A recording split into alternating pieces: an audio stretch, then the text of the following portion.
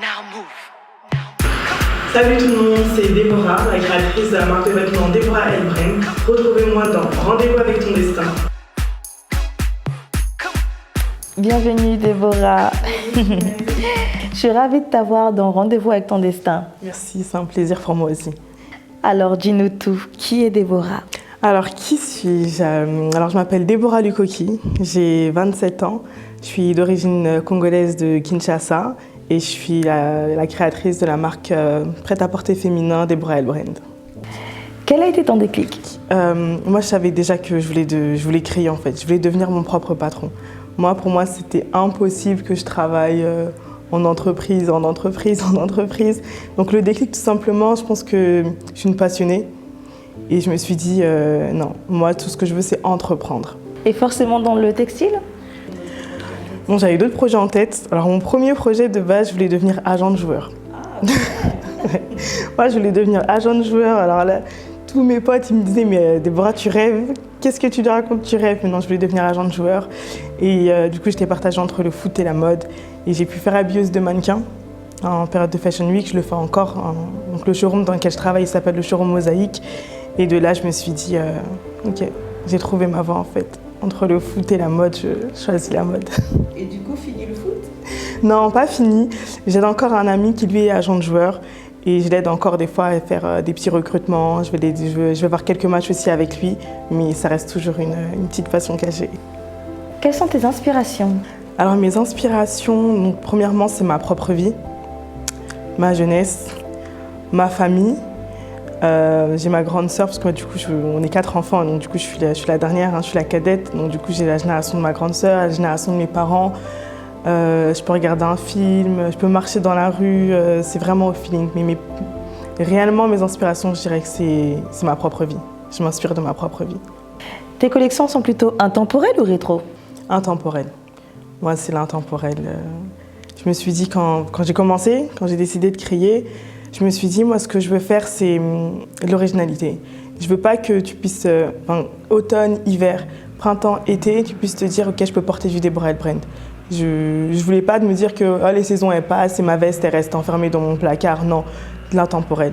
Tout le temps, tu puisses te dire, non seulement de l'intemporel, mais aussi le côté un petit peu aussi vintage, où tu as envie de te dire, je peux la mettre tout le temps, ma veste. Elle va pas se démoder.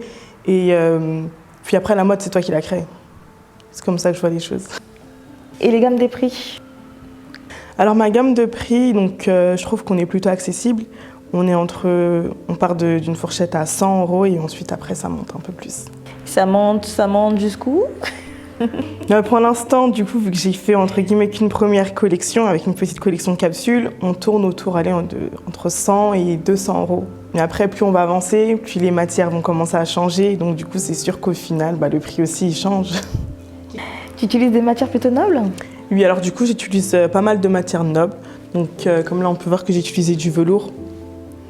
Et là, j'ai utilisé de la toile de jute. Et moi, ce que je veux, en fait, c'est jouer avec les matières, comme on peut le voir là. Donc, du coup, pour moi, c'est l'originalité. Me dire que mon originalité, elle commence, en fait, dans le jeu des matières. J'ai voulu aussi mettre des doublures de couleurs à l'intérieur, de ne pas respecter, en fait, ce code, de se dire, je pars sur une veste beige, donc du coup, je vais mettre une doublure beige. Non. Du coup, voilà. C'est vraiment le thème en fait de Déborah & Brand. D'accord. Où peut-on trouver ta collection Déborah & Brand? Sur mon site internet qui est www.deborah.brand. On peut aussi www.deborah.brand, mon site internet. Ensuite sur Instagram et après j'essaye de faire pas mal de pop-up stores, mais sinon de base c'est en ligne. Elles sont plutôt uniques ou je peux trouver une jumelle avec dans la rue? Oui, tu seras l'une des seules sur la gamme, en fait, je l'ai appelée Bicolored. Donc c'est la gamme de blazers. Parce qu'en fait, sur mes blazers, ce que je fais une seule coupe, mais une seule couleur. Ça veut dire que ce modèle-là, tu vas pas le retrouver 2 fois. Tu es sûr que si tu l'achètes, tu es unique. Et c'est vraiment le thème, en fait, c'est de se dire que je veux, en fait, que si on achète chez Déborah & Brand, on est unique. Et là, ma gamme de blazers, je pars, par exemple, je me dis, allez, hop, je vais sortir 10 blazers. Et je vais aller chercher des tissus à gauche, à droite, et je me dis, allez, hop, j'ai la coupe que je veux, mais je veux qu'il y en ait un seul de cette couleur. Et après, je décline. La toile de jute, en fait, j'ai découvert en cherchant des matières et des tissus. Et par contre, la toile de jute, elle, je l'ai déclinée Donc du coup, ça veut dire que celle-ci, voilà, on peut être plusieurs à l'avoir. Mais sinon, vraiment, j'ai cette particularité de me dire que, en termes de blazer, je pars sur le principe où non, t'es unique. Wow. Quelle a été ta pire expérience? Alors ma pire expérience, ça a été une collaboration avec une styliste à Londres, avec qui j'ai collaboré. Et puis du coup, elle a aimé mes pièces. En fait, elle a vu mes pièces sur Instagram, elle a aimé, on s'est rencontrés. Et au final, quand les photos elles sont sorties, du coup, j'ai pas été mentionnée au titre que toutes les autres prestataires. Donc du coup, ma pire expérience, ça commence comme ça en fait, de se dire que dans le business, c'est un monde de requins. Et après, on avance quoi. T'en as retenu quoi du coup? Ce que j'en ai retenu, c'est de se dire que voilà, donc, du coup, de un, le business, c'est business is business. On est dans un monde de requins. Mais en même temps, ça fait grandir. Ça m'a fait comprendre que ok, donc du coup, c'est des choses qui arrivent. Et pour les prochaines fois, faut savoir se protéger, tout simplement. Quel conseil peux-tu donner à la future génération? Alors le conseil que je peux donner à la future génération, c'est tout simplement de dire à quelqu'un de croire en soi. C'est important de croire en soi parce que le chemin, il n'est pas tout beau, le chemin, il n'est pas tout rose.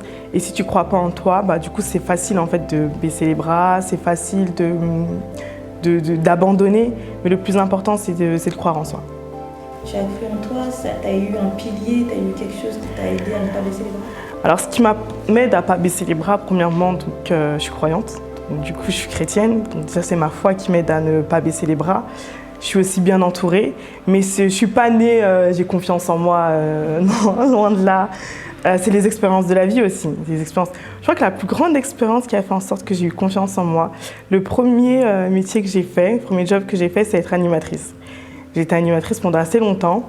Et le fait, en fait, de voir des enfants, les enfants, en plus, ils sont très crus, ils sont très vrais. Donc, du coup, tu peux faire une activité qui ne leur plaît pas, ils vont te le dire.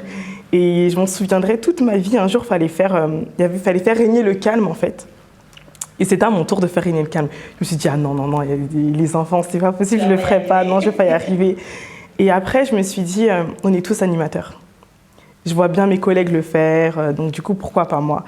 Et quand je l'ai fait, je me suis sentie tellement bien. Et au final, en fait, à chaque fois que je me retrouve quelque part dans une situation, je me dis... Tu oses. J'ose. Et non seulement je me dis, écoute Déborah, dis-toi que c'est des enfants que tu as en face de toi. Ne les regarde pas comme des adultes, ne les regarde pas comme si tu étais frustrée devant eux, mais dis-toi, ok, il y a une foule, mais pense que tu as des enfants devant toi, exprime-toi, explique ce que tu as à dire. Et depuis ce jour-là, j'ai commencé à prendre confiance en moi. J'ai hâte de découvrir ces belles vestes. Qu'est-ce que tu nous as apporté? Je vais te montrer avec plaisir. Alors c'est parti, je vais vous présenter quelques pièces de ma première collection. Donc on va commencer avec le blazer. Donc, le blazer One, c'est l'une des premières pièces que j'ai validées dans cette première collection. Donc le blazer pour moi c'est intemporel. Donc là vous avez un blazer en toile de jute. Donc la doublure elle est en acétate, elle est en bleu électrique. Vous avez du jean, donc sur la parmenture, sur les poches, pour jouer un peu avec les matières. On se sent totalement à l'aise. Moi, je prime l'oversize dans mes vestes et je compte encore augmenter dans le volume. Donc là, c'est la première pièce que j'ai validée. Ensuite, on a la veste encore en toile de jute qui est la veste à volant. Donc là encore, c'est une veste avec beaucoup plus de détails. Donc on retrouve le col bien pointu. Toujours pareil, j'ai gardé l'idée de la doublure en acétate bleu électrique. Et on a le volant encore qui apporte plus de détails. Une veste, par contre sur ces vestes là il y a des tailles, sur cette veste là c'est pas des vestes oversize, donc là tu es sûr d'être unique. Donc si tu achètes ce blazer, il n'y aura personne d'autre qui aura le même que toi. Donc c'est un blazer en velours avec épaulettes, aussi oversize. Donc voilà pour cette première collection. Alors, Déborah nous apprend aujourd'hui que les clés de ton succès se trouvent dans la persévérance et la foi. Surtout n'oublie pas, Dieu est bon de temps.